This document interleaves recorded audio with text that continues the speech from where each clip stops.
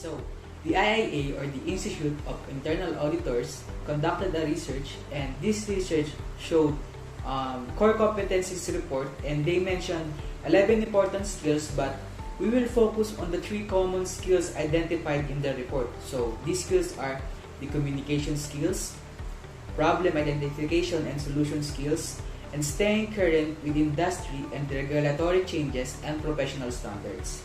So these are the 3 main skills that an auditor must possess according to the IIA. So let us try to discuss first the communication skills such as oral, written, report writing, and presentation skills. So why is it important for an auditor? So this skill is important because as an auditor, you will be attending a lot of meetings and interviews, and being competent in this skill will allow you to effectively address your concerns. So not only with fellow auditors but also with process owners and operators, communication skills are vital. Internal auditors are frequently unable to explain their work, the rationale for testing specific things, or the ramification of the results to non-auditors. So, because of that, the impact of the result and the persuasiveness of their suggestion are both harmed by their failure to adequately explain things.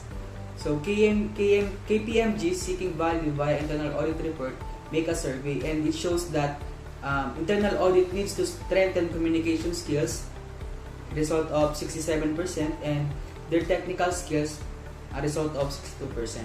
So, let us now continue to the second skill, which is the problem identification and solution skills, such as conceptual and analytical thinking.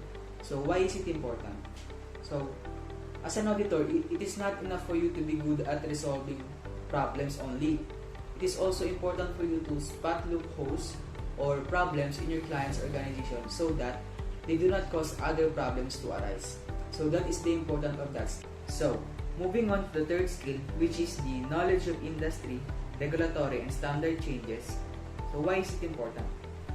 Auditors should always be up to date on industry, regulatory, and standard changes because it is an auditor's responsibility to ensure that its client's organization adhere to the updated regulatory standards and requirements in order to avoid potential problems in the future. So, aside from these skills, the IIA also make a list of behavioral skills that an auditor must possess. Some of these are confidentiality, communication, judgment, work well with all management levels, possess governance, and ethics sensitivity. So, after knowing these skills, the question now is, how can an auditor and the organization can acquire these skills? So, to answer this, there are 2 levels mentioned to acquire this skill. So, it is at the individual level and internal audit level. So, at the individual level of training and skills development, it takes a lot of motivation and discipline since at this level, you are at your own.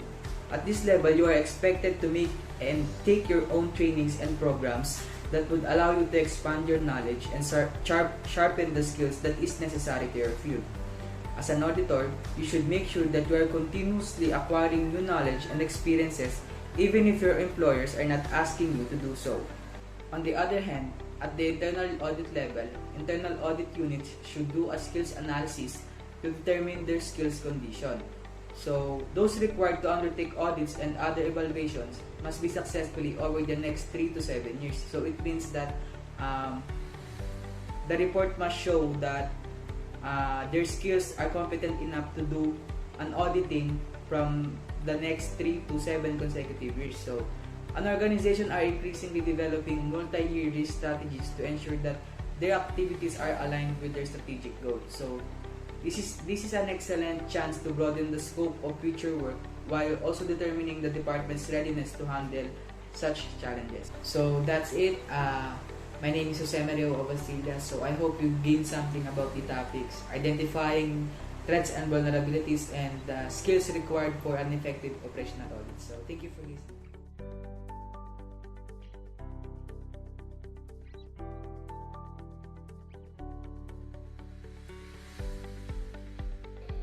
Oh, wait. Hi! After listening to several topics about the introduction of this subject, I want you to reflect on this one before I proceed to mine. An ounce of prevention is worth a pound of a cure by Benjamin Franklin. Equally important to knowing the figures is the process how you arrived at it. Henceforth, audit follows. The traditional view of audit is usually associated with gathering information about the financial status and records of an organization. In a conventional point of view, it will now include non-financial aspects such as environmental concerns, social responsibilities, ethics, and safety. Due to the continuous improvement and technological advancement in these dynamic times, a lot of businesses have changed, and so are the resources and risk. And in this sense, both operation and IT must adapt continually to improve and support the businesses and mitigate the risks to acceptable level. This is where integrated auditing comes in, and it is defined as the simultaneous inclusion of business and IT subjects in the review. Thus, considering the relationship between information technology, financial and operation audit in establishing an effective and efficient internal control environment. Operational and financial auditors must be familiar with the system and its function, and at the same time, IT auditors should know the business, its processes, and how it utilizes the system within. Well, to set us a figurative example with this one, let us look at a mango graham cake. I know most of us here is really familiar with this one, and yes, before it was a hit among Filipinos, there was just the existence of a mango, a graham cracker, and a simple cake. Separately, they are ideal as a snack or dessert because each of those contains distinct taste.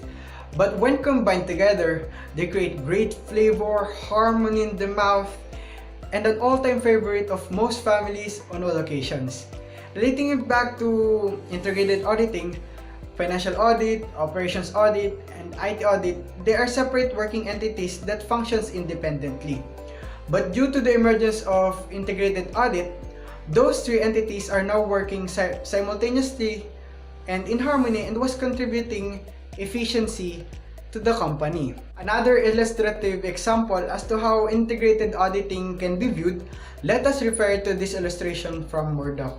In an auditor's focus or point of view, it has a scope of a wider range and it encompasses the financial, operation, general IT, and technical IT as a whole. Firstly, the financial audit and operations audit shall do their part and duty in the company, and in turn, results will also be reviewed by the IT audit while partaking their job in reviewing the company's system. With integrated auditing, all audit teams from financial to IT audit are working at the same point, consuming less time and incurring less cost due to reduction of repeated reviews of different audit groups. In reference to the IPPF practice guide of integrated auditing, adapting to this kind of auditing tends to increase the internal audit's activities credibility due to the relevance of work and greater opportunity seen as an essential participant in major projects from the outset. There's also an increase in confidence, proficiency, and effectiveness among auditors. Other advantages includes increased coverage, improved reporting, and more effective risk assessments and audit planning. As of today, more and more entities are being inclined to technological advancement and computer methodologies. Thus, it is necessary for the IT audit to work simultaneously with the financial and operations audit. According to Murdoch, integrated auditing is designed to address IT questions while simultaneously examining the business dynamics. With this, any errors, algorithms, or unknown procedures that are unfamiliar with the entity and other auditors are taken action with integrated auditing. Well, that's it for the integrated auditing part. I am Ranzi Morales, and I hope you learned a lot. And now you should go to the next topic. Go! Hello everyone, this is Maria Angelica Estigoy from Group 1, and I'm gonna discuss the standards. The standards are a set of principles, based and mandatory requirements, which means it is a must to be followed by the organization and individuals inside the organization. The standards provided by the IIA, or Institute of Internal Auditors, provides guidelines for the internal auditors worldwide on what should be done, how it should be done, and why it should be done. The purpose of the standards. The first one is to guide adherence with the mandatory elements of the IPPF.